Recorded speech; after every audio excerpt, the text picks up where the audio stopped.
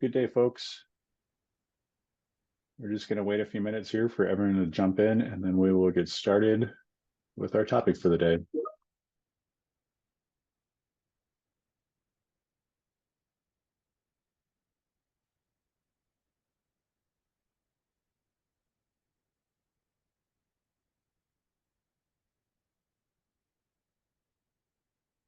Right. Looks like we're filing in nicely. I'm going to get started and get us going for the day. Well, excuse me. Hawantaki api. Chante wa shite nape choose apilo. Guthrie Capicella machi api. Inya wo slaha o yanke ne Minishoshe, Makoche, El Wowashi. Jeez, oh my gosh, guys. Good day, everybody. My name is Guthrie Capicella. I am from the Standing Rock Sioux tribe along the Missouri River in the South and North Dakota area. I work here at Mayo Clinic today, and I'm really excited about our speaker today, Susan Bolio. Real quick, before we talk about our speaker and our topic, we'll have time for Q&A for about the last 10 or 15 minutes of our time together today. Please use the Q&A chat function located on the bottom of the ribbon at the bottom of the Zoom webinar. After our presentation today and after the Q&A, we will jump into an informal meeting and we'll provide you a webinar or a Zoom link for that. And so that'll be an opportunity in an informal space to ask questions from Susan or Karina and myself. So looking forward to that. So for today's topic, we've got Susan Bolio, the Healing Justice Director at the Indian Collective, speaking about ethnogens, traditional medicines that can support your healing journey. I'm going to let her take it away and introduce herself in a way that she feels comfortable with, and we'll start our time together. Good day, everybody. Thanks so much, Miigwech Guthrie. Buju Naganabanesi Quain Indigenicas, Migazin and Dodame, Misquagme Vizaga Iganing and Donjaba. So my name is Susan Bolio. As Guthrie said, I'm the Healing Justice Director at Indian Collective. I'm a citizen of the Red Lake Nation and currently reside in central Minnesota with my family. And I'm super excited to be here with you today to share a little bit about entheogens, plant medicines, and healing. So I'm gonna see if I can share my screen. Guthrie, does it all look good on your end? Looks great. Okay, wonderful. So I actually just was at a conference yesterday with my close friend, colleague, sister, Brianna Matrius, who we were invited to a harm reduction conference in White Earth, and we presented. And this is super similar to what we did yesterday, but it's also really exciting to be asked to start sharing with our Indigenous communities a little bit more about entheogens, plant medicines, and how they can support healing in our communities. So actually, before we get started, this is as much for me as it is for you, but I would just invite us to just take a few moments and begin to bring as much of ourselves into the present moment as we can, and maybe we can do 4 mindful breaths together. And so just really feeling, if you have your feet on the floor, feeling into your body held or supported by whatever it is that you're sitting on. And we'll start just a nice big breath in. Slow exhale out. Continuing at your own pace, but bringing as much awareness to your breath as you can.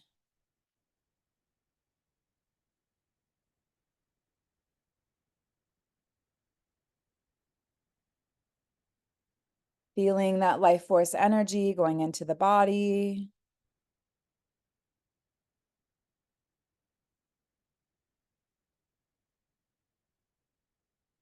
Tuning into the wisdom of the body as it releases what it doesn't need to carry on the exhale. And one more mindful breath.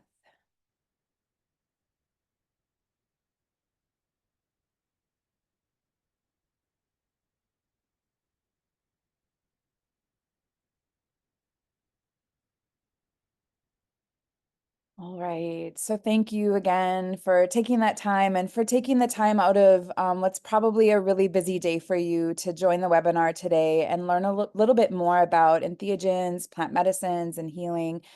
I want to share just a couple things before we get started, a little bit about my own journey with these medicines. So I first sat with plant medicine in 2016. My husband was addicted to opioids at the time, and he had gone through several different treatment centers and was trying to trying to get into recovery and was really struggling. And we were actually separated at the time, but he asked me, he had heard something about how ayahuasca could maybe be supportive or helpful for addiction. And so he asked if I'd go to Ecuador with him and go to this retreat center to work with medicines. I was like, yeah, sure, I'll go with. And I was thinking I'll go support him. But I learned really early on in the very first journey that I did that I had a lot of my own healing work to do. And I forgot to mention yesterday in the group, but so my husband has been in recovery since then. So when we went down in 2016, he has been in recovery since.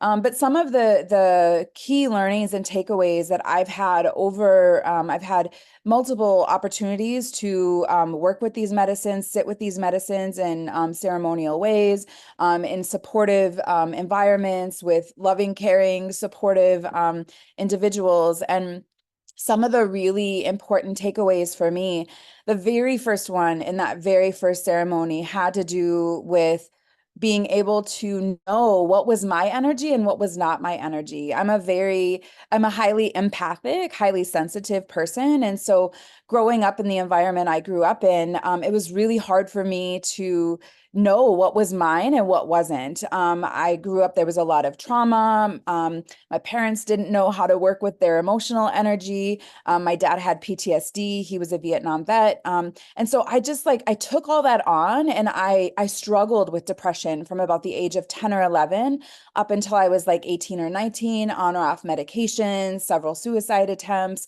And so I really struggled with my mental health, and I struggled with knowing what was mine and what wasn't. But at some point I started realizing that I would feel fine, and then I would be around certain people or situations and I would not feel okay. And so I wanted to be able to know what was mine and what wasn't. And so that very first journey, I learned how to ground, how to use my breath in order to ground myself, and how to begin to tune into what was mine and what wasn't mine. And so that was incredibly powerful for me, and I've continued to work with that and integrate that since then. And that's one of the things about working with medicines, is the integration process isn't just a couple weeks or a couple months. It can be years, it can be decades. And so just like that constant unfolding of how what we learn when we work with the medicines unfolds in our lives. Another really important piece for me growing up in this Western society where what's cerebral is what is validated or what's valid, I began to learn the difference between knowledge and wisdom. So knowledge, of course, is what we know in our head, what we can regurgitate, what we can talk about. But I learned with the medicines that there are other ways of knowing that are much deeper. The medicines helped in a lot of ways for me to begin to shift things that I knew in my head, and even concepts as an Indigenous woman, like everything is energy, we are all connected, we're all related, like those types of concepts really allowed me to embody them, to experience them in my body, in an emotional way, in a spiritual way that grounded me then in that knowledge as wisdom. And so just being able to work with the medicines and shifting a lot of things out of the head into the body, into a felt sense, in emotions and things like that. Let's see. Another thing is what I've experienced in working with these medicines, and I'll talk more about the 4 parts of who we are in just a little bit, but spirit, body, heart, and mind. And these medicines allow us to tune into, to tap into all those parts of ourselves. And so there's a lot that the body holds, and we're going to talk a little bit more about that as well. But experiencing all the ways that when the body, when we're able to be in spaces where we feel safe, we feel held, we're able to go into some of these deeper areas with the medicine, the wisdom of the body begins to release energy that has been stuck for a very long time.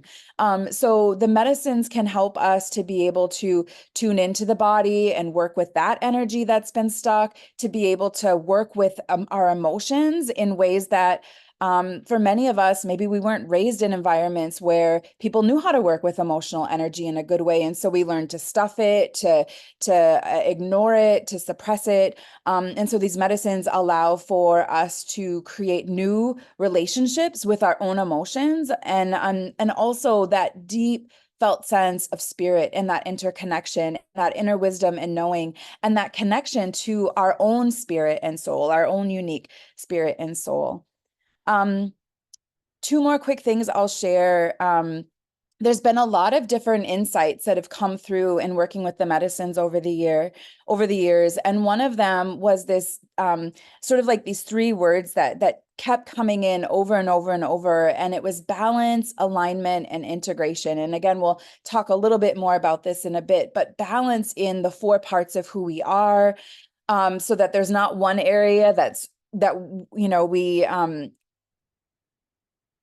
we sort of like do a lot in. And in our current society, I would say that's our mind. It's our cerebral. It's like, the things that you can measure, some physical, but we tend to neglect spirit and heart. And so balance in those four parts, integration of those four parts, like that they're all working together in healthy ways, and an alignment of those parts. And so when I think about, and as I've been working with in my own integration process, balance, alignment, and integration, what I've noticed is that when I'm able to really do that inner work, it allows more of that spirit energy to come down and through.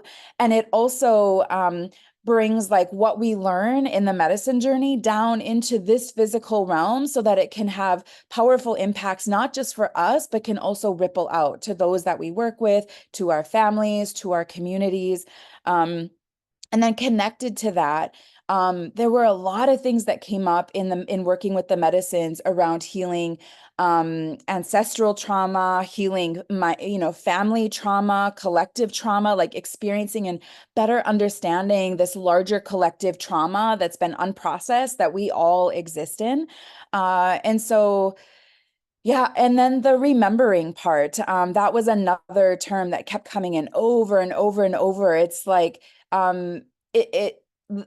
there's so many ways that in our current society, we walk around almost zombie-like, sort of asleep at the wheel, running on automatic programs. And these medicines really help to open up and expand me in ways that help me to remember myself, remember what's important, remember why my spirit came here in the first place. So I just wanted to share a couple of things, key things. And I know that if I had not been working with medicines over the last, 8 years or whatever it is, I definitely would not be doing the work that I'm doing right now. I wouldn't be grounded enough. I wouldn't have the the grounding, the insights, and some of that wisdom that I'm able to use to support others on their own healing journey. So I'm so incredibly grateful for the opportunities that I've had to work with the medicines, and the wisdom that they have helped me to remember. Oops. Sorry about that. Okay, so I want to talk just a little bit about, and I'm going to see if I can. I want to talk a little bit about trauma. So when we think about, this is really like collectively, but specifically Indigenous communities and populations. So I've been doing work around trauma with our Indigenous communities for a little over 10 years now. And when I first started doing this work, I had a certain understanding of what trauma was. And I really thought trauma was the thing that happened to us. the traumatic event itself. And what I've come to understand is trauma is really the impacts of that experience happening and us not having either the internal resources or the external supports to be able to help move that energy. I'll show, I think in the next slide, a little bit more about this, but when we get activated, when we have something really stressful or something traumatic happen, it activates a lot of energy in our system, because in that moment, the brain is saying, you need to do everything you can to survive this moment. So sort of like all hands on deck, a whole bunch of energy is coming up to try to help us survive whatever the experience is. And when we're not able to complete that process, that stress response process, that energy ends up getting stuck. It gets stuck in our physical bodies. It gets stuck in our emotions, our emotional states. It gets stuck in our mind and our thoughts and beliefs, and how we come to understand ourselves, how we understand the world, how we understand relationships and safety and all of these things.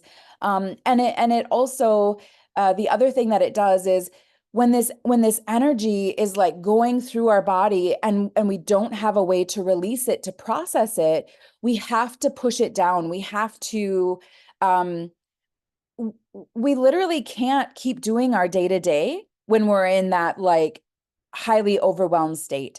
And so we have to numb to it. We have to suppress that energy, and that suppression of that energy takes a lot of energy. I imagine it's sort of like a beach ball. If anybody's ever tried to push a beach ball under the water, it takes a lot of force to hold it down. And if you began to let up at all, it pops up, right? So it takes a lot of energy to push all of that down. And so I think about that too, like as we talk about healing, just the invitation that it's not just about healing, but it's about being able to reclaim those parts of ourselves. And it's also about freeing up energy, and being able to use that energy then in the ways that we want to help support us in life, to help support thriving for ourselves, for our families, for our communities. And so trauma itself, the other thing that it does when we are suppressing, repressing, numbing, we sort of began to lose that felt sense of connection to ourselves, to our bodies, to our emotions, to our thinking, and to our spirit. And so trauma doesn't necessarily disconnect us, but we no longer feel that connection. We're still plugged in, but it's almost like the breaker switch has been pulled, and that energy isn't flowing through in the same way that we can feel it. So I don't know why it keeps doing that. Sorry about that. So something that's been helpful for me and some insights that I've had as I've been doing my own healing work over the last decade or so is understanding the language of these different parts of ourselves. So I think about the language of our spirit is that intuition, that like gut feeling, that intuitive knowing of something. We might not know how we know something, but all of a sudden we get a yes, or we get a no, or there's like an expansion or a contraction. There's some sort of way that our spirit is talking with us through our body, through our emotions, through our thinking. And so that intuitive knowing, I think of that as part of the language of our spirit. The language of our body is sensations, and there's so much wisdom in the body. And as I've been reconnecting and really getting back in relationship with my own body, beginning to tune into those sensations and what is the body telling me? What does it need? How can I best support it? Those types of things. Emotions are the language of the heart, and thoughts are the language of our mind. So I really love to share this slide. This is from Dr. Stephen Porges. I literally ask myself this question regularly. Am I in green? Am I red? Am I blue, right? Where am I in my nervous system? And so I'll just go through this slide pretty quickly. I know the writing is pretty small on the side there, but that talks about all of the physiological things that happen when our body is in that fight flight response, or when we go into that dorsal vagal shutdown, or when we're in our ventral vagal, that social engagement part. So I'm not going to go through all of that today, but I do want to share When we're in the ventral vagal, that requires us to feel a sense of connection and safety and orientation to our environment. We sort of know what's going on, what's expected. But when we're in this state, it's really easy to feel joy, to feel openness, to feel curiosity, to feel connected. This is a really, this being in this state feels really good. And we know life happens. We can't stay in this state. Stressful things happen. And so you see that little squiggle line that goes through. That's when we get activated. And in that activation, that's when the fight flight comes in. And in this state, when we're in the lower parts of it, we might have some emotions that come in: worry, concern, anxiety, irritation, frustration. And the further we go up, the more intense those emotions get, where we begin to shift then into panic and fear, anger, and rage. But in this red, and this is really important, in this red, in this sympathetic area, there's still something we feel like we can do. We can run, we can fight. There is something that we can do to address the stressor, the threat, whatever it is that's happening. However, if we can't run and we can't fight, the next best chance of survival is for us to go into that blue, into that dorsal vagal, into that shutdown state. In the shutdown state, we're going to feel emotions like helplessness, hopelessness, feeling trapped, dissociated, depressed. And in this state, we sort of shift into this, I can't. There's nothing I can do. I just sort of have to like survive this. And the best way to survive is to shut down, to close down. And so what I've noticed both in my own journey and in the work that I do with others is that oftentimes what happens when we don't have those internal resources or the external supports to help us move back down into the green, we can go up into this dorsal vagal. And then as we're coming back down, because we can't jump from the blue to the green, as we're coming back down, we began to feel those same emotions that shot us up into that dorsal vagal to start with. And so we can end up in this, what I call the trauma cycle, this fight, flight, freeze, fight, flight, freeze, fight, flight, freeze. And so again, the invitation is to, be able to learn practices and have supports and do some of that inner healing work that allows us to drop down into that ventral vagal state, into that rest and digest state, because that's the state that we need for long-term, not just survival, but for thriving.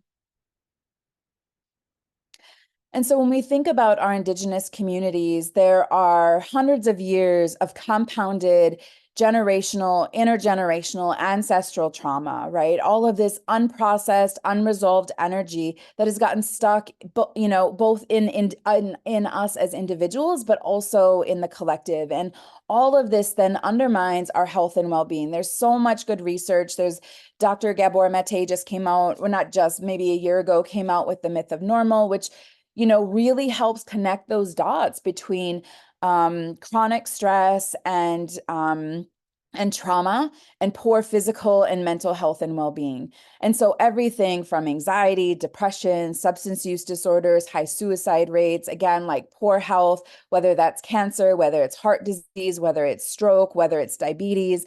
And then you also have lots of different social ills or challenges that our communities face, everything from violence, abuse, high incarceration rates. We could go on and on and on. And then the other piece, and I talked about this, how the medicines can be helpful, is all of that unprocessed, unresolved trauma, how that creates, again, that lack of felt sense of connection to ourselves. And when we're not dialed in and tuned in to our own body, heart, mind, and spirit, it makes it impossible to actually be able to connect with others in authentic ways, not just other people, but also other beings, whether it's our non-human, other than human, plant and animal relatives, or the earth herself. So being able to like reconnect or feel that sense of connection to our own body, heart, mind, and spirit, that gets impacted significantly by trauma. And I love this quote by Oriana Mayorga, who says, psychedelics and plant medicines are powerful tools in the process of healing, particularly for the most marginalized folks living under empire, who are underserved, underrepresented, and experience the highest rates of violence. marginalized communities already have limited access to healing spaces. So I think it's important for folks invested in justice work to center and prioritize what non-traditional forms of healing look like for these communities. And so I'll talk more about it, but again, like this piece here and my own experience with the medicines and other Indigenous people that I know who have been working with medicines for healing, these can be powerful allies in this process of healing hundreds of years of generational trauma. So I'm going to talk a little bit now about when we say entheogens or we say plant medicines or psychedelics, like what are we talking about? And so there are different medicines, and these medicines work similarly, but also in different ways. So I mentioned I have had the opportunity to work with ayahuasca, which is a beautiful, powerful, pretty intense medicine. It's a brew between the ayahuasca vine and the chacruna leaf. It originates in South America in the rainforest. And so it's brewed like a tea. And then you have the Los Niños Santos, which are the psilocybin, the mushrooms, different types of mescaline. So peyote and San Pedro are both examples of mescaline. You have iboga, which is the a root, a plant, and then the root of the plant. And this plant originates in Africa. And then ibogaine is the synthetic version of iboga.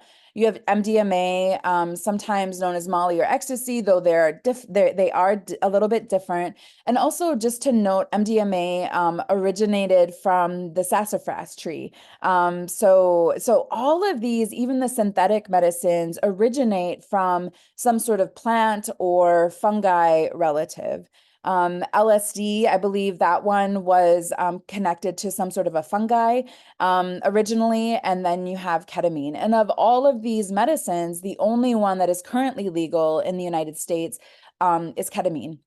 And so one of the things that is interesting is all of these other medicines, including the plant and fungi relatives, are still illegal in the United States. They are under Schedule 1, which Schedule 1 drugs mean they have, according to Schedule 1, they have no medicinal value and they are highly addictive. But as we'll see in another slide a little bit down the road, that's in fact completely untrue. They have a ton of potential medical value and other value beyond medical. And in addition, they are some of the least addictive substances that humans consume. So we're going to do a super brief overview of these medicines. So 4,000 to present day, so 4,000 BC to present day, Indigenous peoples around the world have been using psychoactive plant medicines for healing, hunting, and communing with spirit. So these medicines and our relationship with these medicines is ancient. It is very, very old. 1500 AD, you have the Catholic Church that comes in and demonizes peyote and other psychoactive substances. I grew up Catholic. I say I'm a recovering Catholic. I know in the Catholic religion, it's very much like you are not able to commune with God directly. You go through the priest, you go through these other higher powers. And so I can understand how the Catholic Church would have seen these medicines as very threatening to the church and what the church was trying to suggest for our relationship to God and creation and who we are as spirits and all these other spirit beings and all these other things. 1897 to 1962, scientists start synthesizing medicines, mescaline, ibogaine, MDMA, LSD, ketamine. In 1912, you have the prohibition policy that happened in the United States. In 1918, that's when the Native American Church was able to incorporate under state law in Oklahoma, and they won the right to be able to use peyote in their ceremonies. And by 1960, peyote was legal for Native American churches in 11 states. 1938 to 1968, psychedelic research begins, and it was showing quite a bit of promise for things like addiction, mental health, depression, anxiety, those types of things. But then in 1968 to 71, legislation came in, not just in the United States, but also around the world. But in the United States, it was the Controlled Substances Act. So this began to ban many of these medicines and gave, again, put all of these medicines under psychedelic or under Schedule 1 status. And this was a result of things like the counterculture, that, the hippie movement, the anti-war movement, people working with these medicines, maybe not in healing ways, but like still in working with them, they were like, I'm not going to go fight your war. Like we're connected. I'm not going to do this. And so, they, at that time, they needed more people, and that's how they began drafting for the war and things like that. But you had a lot of people who were pushing back against that.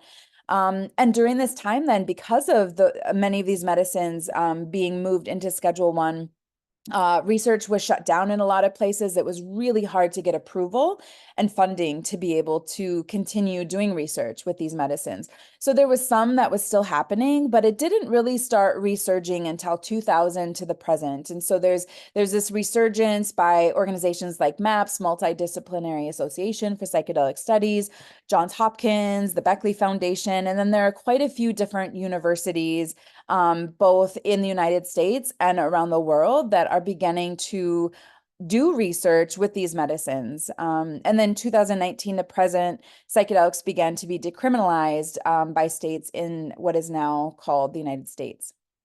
So Brianna, my sister friend, colleague, added this slide, which I absolutely love. We're currently going through Naropa's psychedelic assisted therapies training, and this is one of the things that they shared with us. So when we think about stigma, I mean, there's a lot of stigma around psychedelics, and there's a lot of things that we've been told about drugs in general, but about psychedelics in particular.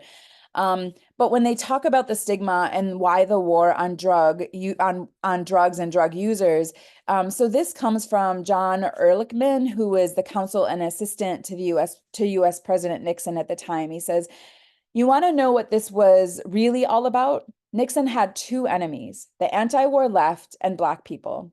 We knew we couldn't make it illegal to be either against the war or Black. But by getting the public to associate the hippies with marijuana and Blacks with heroin, and then criminalizing both heavily, we could disrupt those communities. Did we know we were lying about the drugs? Of course we did."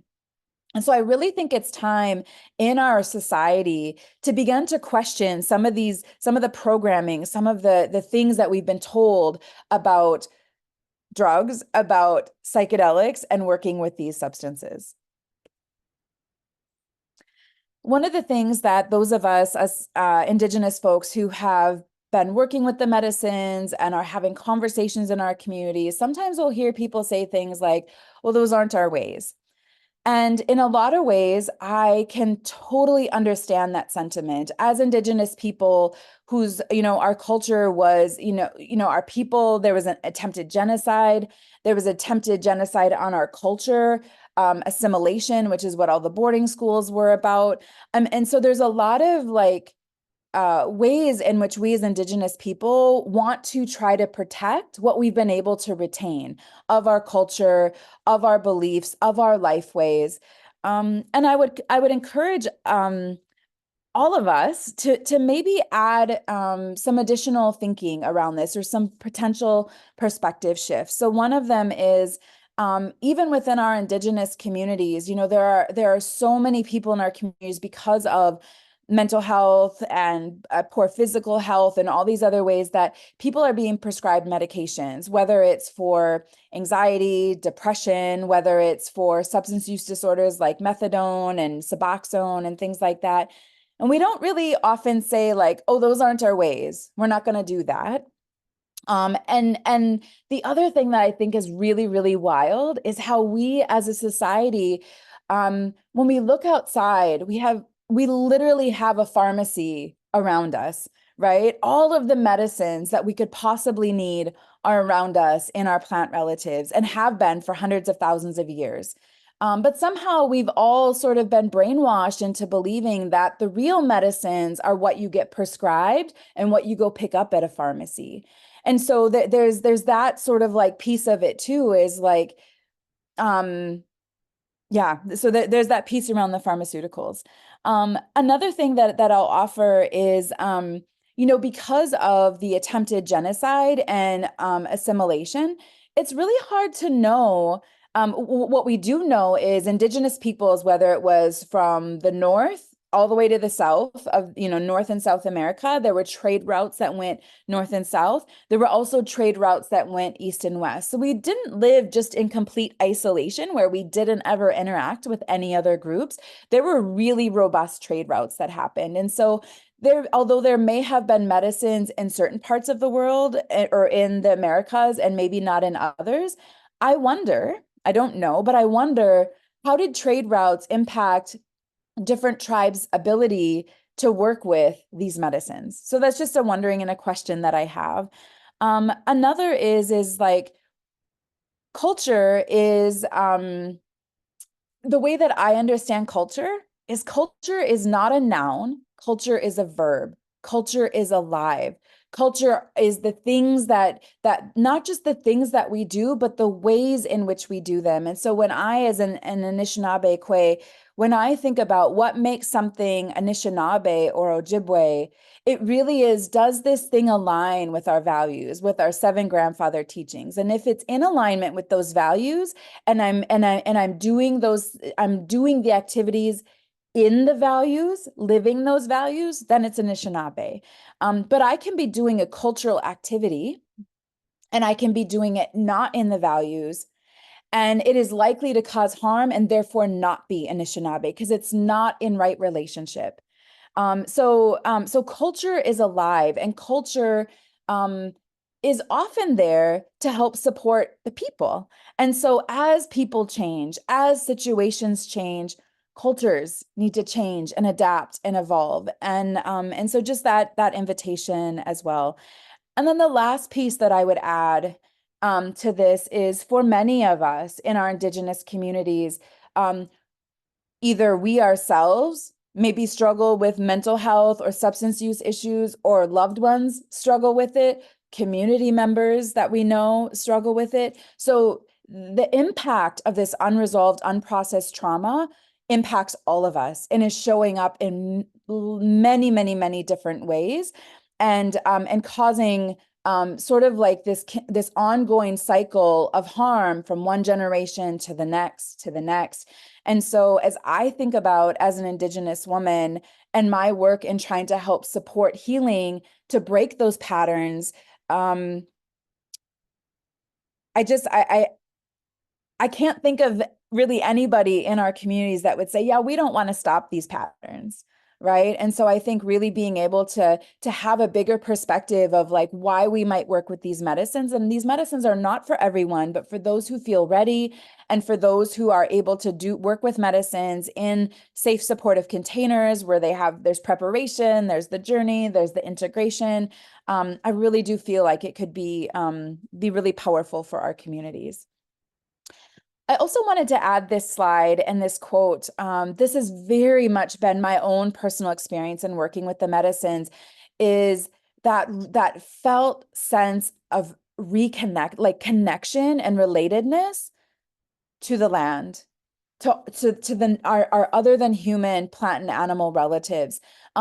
Before working with the medicines, I was very shut down to all of that. I might notice a beautiful flower once in a while or different things like that, but I did not just sit in nature and observe, notice, be present.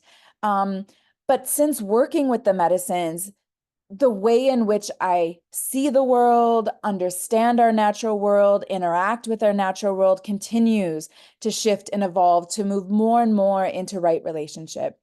And I love this quote by Albert Hoffman. He says, alienation from nature and the loss of the experience of being part of the living creation is the greatest tragedy of our materialistic era.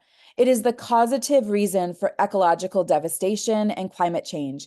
Therefore, I attribute absolute highest importance to consciousness change. I regard psychedelics as catalyzers for this. And as I said, this has very much been my own experience.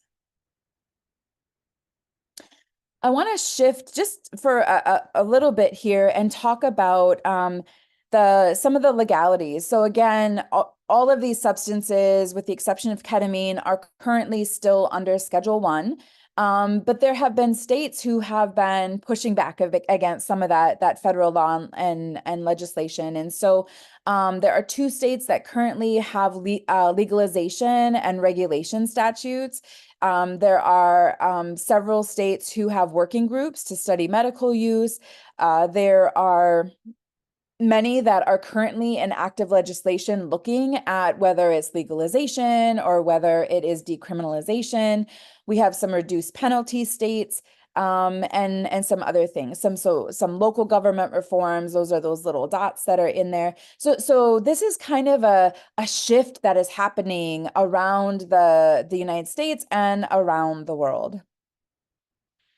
And I absolutely love this slide. I'm gonna shift now and talk a little bit about some of the science, the research that's been coming out. But I love this slide because this has absolutely been my own personal experience in working with the medicine. So on the left-hand side, you see a brain on placebo. So when someone thinks that they're getting a psychedelic, this is what the brain looks like, versus when somebody actually is in the group where they are receiving psilocybin. And so what you see is this incredible interconnection and communication across all of the different parts of the brain. And again, this is really important because it is this process of the brain beginning to like communicate with parts that it usually doesn't communicate with, and new parts opening up and new neural pathways that are happening that help to create the shifts and changes, but also help us to be able to access, I believe, some of the repressed things that some of the repressed trauma and energies that we carry and hold, again, in our bodies and our minds and our hearts. So I just love this slide because it's a visual of what people tend to experience in the medicine. And so I'm going to talk a little bit about some of the science and just like a really high overview. Again, these medicines have shown supportive for those struggling with substance use disorders, PTSD and treatment-resistant PTSD, anxiety, depression, things like that. I also want to share, and Brianna added this slide the other day, we were able to attend a talk from a researcher from Johns Hopkins. This was before COVID, so probably like 5 years ago. And she was sharing how in their research, one of the things they found is that there was this opening. So we know that when someone works with the medicines, you saw the slide with like all these different parts of the brain that are communicating and interacting. So this sort of like greater neuroplasticity and opening happens and can be extended for anywhere from 48 hours up to 4 weeks. And it also can help reopen social reward and critical windows of development. So one of the things I remember when Brianna and I went to this, afterwards I was like, I wonder if microdosing with medicines could help with language revitalization, right? So when we think about some of the ways that like the assimilation and genocide impacted our ability to be able to speak and understand our own languages. And we know language is powerful. It shapes the way that we see and understand and interact with the world. So I think there are a lot of different ways that working with these medicines, either in macro doses or micro doses, could be supportive for healing that a lot of this unprocessed trauma. So these slides come out of MAPS, and so MAPS specifically was looking at MDMA assisted therapy. There were 3 sessions with MDMA, and then it was through over this 12-week period where they were also doing therapy sessions. And these were with folks who had treatment-resistant PTSD. So they had been trying everything possible for PTSD. And this particularly hits home for me because although my dad has passed he was a Vietnam vet, as I mentioned, and he struggled with PTSD his whole life after coming back from the war. And so I was really trying to get him into a map study, but most of them were happening on the East Coast. But it was really, looking at the results where they have 67% after going through this process, no longer qualified for PTSD diagnoses. And then what's even more incredible is after 1 year, that number went up. I think it was like 71 or 72%. So not only was it sustained over time, but there were others who also then were no longer experiencing PTSD symptoms. One of the things that I want to mention, I know there's been some conversation and some media and different things like that coming out about MAPS and their studies. And although I understand that there are absolutely things MAPS could have done different, should have done different, one of the things I want to bring up is like just the idea of trying to do research with psychedelics through the traditional Western science model seems pretty wild to me. Like, how do you double blind a psychedelic? Like, you kind of know if you're in the placebo group or not.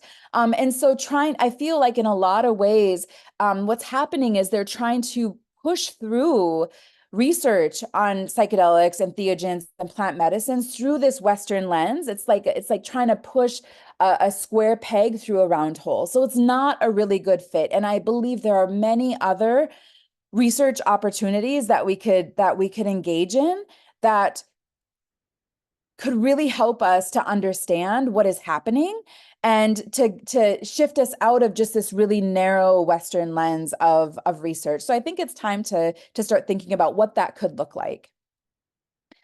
This slide here looks at drugs ordered by overall harm scores, because again, being in Schedule 1, it says that, Schedule 1 is highly addictive. And when we look at actually where the psychedelics land on this, they are very far down, where mushrooms are like a 6, whereas like alcohol, the harm that it causes is like at a 72. So again, trying to bring greater awareness and greater truth to these medicines and the impacts that they have. And when you think about things that we do have legal, like alcohol and tobacco, that do tend to cause a lot of harm. So I did mention this a little bit, talking about the importance of setting, and integration. So I really understand all three of these as absolutely essential pieces to working with medicines in healing ways. So the set really has to do with like, what is your preparation? What are you doing ahead of time to prepare yourself to work with the medicine? What is your intention as you go in? So it's like your mindset, it's preparing your body, it's all of the ways that we're preparing ourselves to work with the medicine. Then you have the medicine journey itself. And then after that, you have the integration. And so integration for me is really, it's like where the rubber meets the road, how we bring what we learned, what we experienced into in the medicine journey into this physical realm and reality. It's how we make changes in our own lives is in the integration process, and how those ripple outs can happen. Because this is the other thing that I haven't noticed a lot of the psychedelic research looking at is the impacts within families and communities of individuals who work with these medicines. I know my own experiences in working with the medicines. There have been a really powerful healing shifts in my own family as a result, in addition to the individuals that I work with, the communities and the organizations that I've been able to work with since then. So setting, and integration are all really important when we're talking about working with these medicines for healing. And all of that being said, they are not a silver bullet. I think sometimes when I've seen things or read things or heard things, or even shortly after I first worked with the medicines, there was sort of like this, oh my gosh, everybody should do medicine. I've really backed down from that. I don't think medicines are for everyone. And there are some medical conditions and mental health conditions that working with these medicines isn't a good fit. But for those who don't have those conditions and they're ready to do that deep inner healing work, and they have the proper preparation, they're sitting with people who are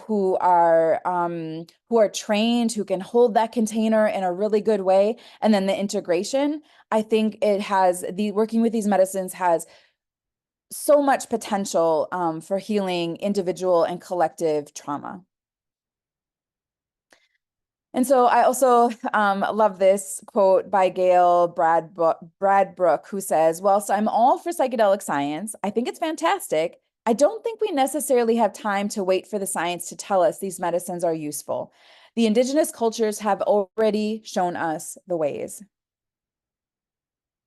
So I know I went through that sort of fast and furious, but I know we also wanted time for questions, reflection, discussion, and I know we'll also have more opportunity in the next half hour as well. So I'll pause there. Miigwech.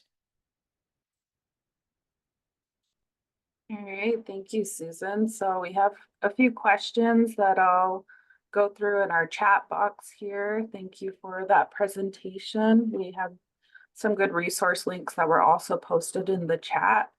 So thank you all for posting those. So the first question I have for you is, one of the participants asked, they're curious if there's a current research on the connection between collective and individual trauma and narcissism and surviving/recovering from its abuse, along with the impact of dementia and Alzheimer's. So that sounds sort of like two different questions.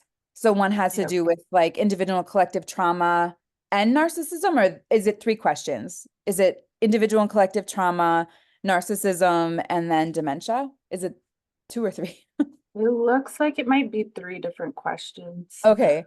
And I know there might be there are others. There are actually some psychedelic researchers that, as I'm sort of seeing some things rolling in that are on the call, which is wonderful. To my knowledge, related to psychedelic research, there's not been any between individual and collective trauma. And I'm not sure either about sort of just this larger research around individual and collective trauma.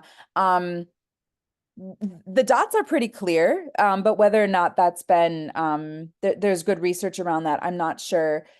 Related to narcissism, was it narcissism? And as far as I know, there's not been any psychedelic studies related to that. If there's anybody on this call who is a researcher or has insight into that, please feel free to like share it in the chat, and then Karina or Guthrie can share it back.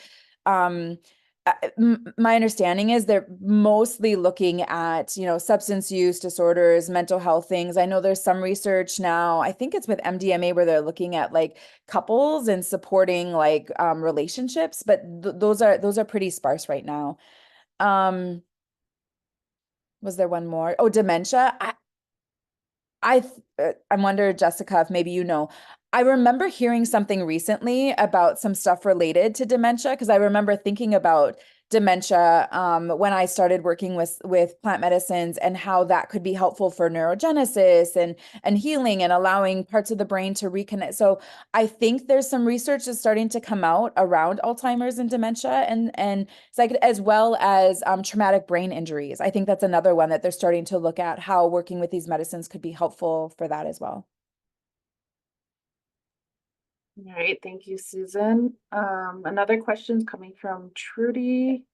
They're in Arizona. She asked, what is your thought on pharmaceutical companies tapping in with medicinal peyote to extract medicine for general use, non-natives, since it is protected by AIRFA for Indians? Wait, what was the last part?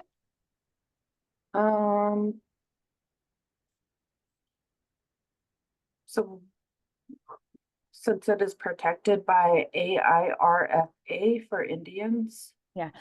I personally I think it's a terrible idea, and I do not even as an Indigenous person myself, I don't sit with peyote. I know there are communities and Indigenous folks who have been working with peyote for some hundreds or thousands of years. Others maybe, you know, in Native American churches, maybe it's been the last 100 years or so. But because so much of the environment and the ecosystem that peyote grows in is under threat, is being destroyed, I feel like there are other medicines that I, as an indigenous woman, can work with, and it doesn't include peyote. So I also have a lot of I struggle a lot with the way that these medicines are moving forward in this current capitalistic society, and I think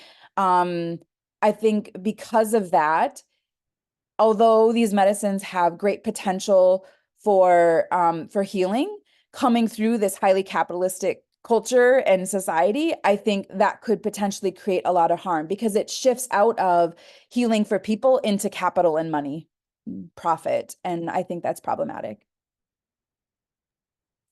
Great, great. Thank you for that answer. Another question here is, they're curious about how this topic intersects with tobacco, cedar, sage, and sweetgrass, which are the 4 medicines that they generally hear about in their role working for tribes.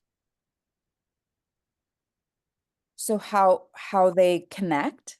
Was that the Yeah, they're just interested in how it intersects with the 4 sacred medicines.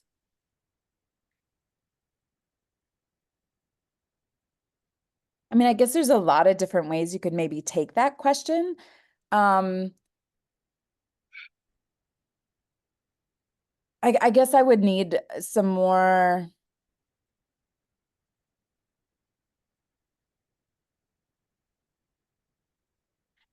I mean, the super high overview is this. So we understand that, like, so we have our plant relatives, and then we have our sacred medicines, the asthema, the sweetgrass, cedar, sage. And we work with those medicines in different ways, all 4 of those sacred medicines. And so I think there's also ways that we can work with these other medicines, with the entheogens, with the plant medicines in, again, in similar, not the same kind of ways that we use our 4 sacred medicines, but in ways that can continue to support the ways that the 4 sacred I don't know. I guess I'm not sure. I would love to know what they mean by like the intersectionality. What I do know is, like, when I've worked with these medicines, oftentimes, even in like South America, they'll work with the tobacco with these medicines, right? Like sage and things like that. We use them also as part of the ceremony and working with the medicine. So like we're able to integrate those 4 sacred medicines into the ceremonial work that we do with the entheogens, with the sacred plant medicines, but I'm not sure if there's something else beyond that they were looking for. And I apologize for that. Karina, thanks so much for covering the Q&A. Susan, thank you so much for a wonderful presentation today. The engagement has just been off the charts, and a huge palamia to everyone who came out for today and everyone who shared this. We are going to be transitioning here in just a minute.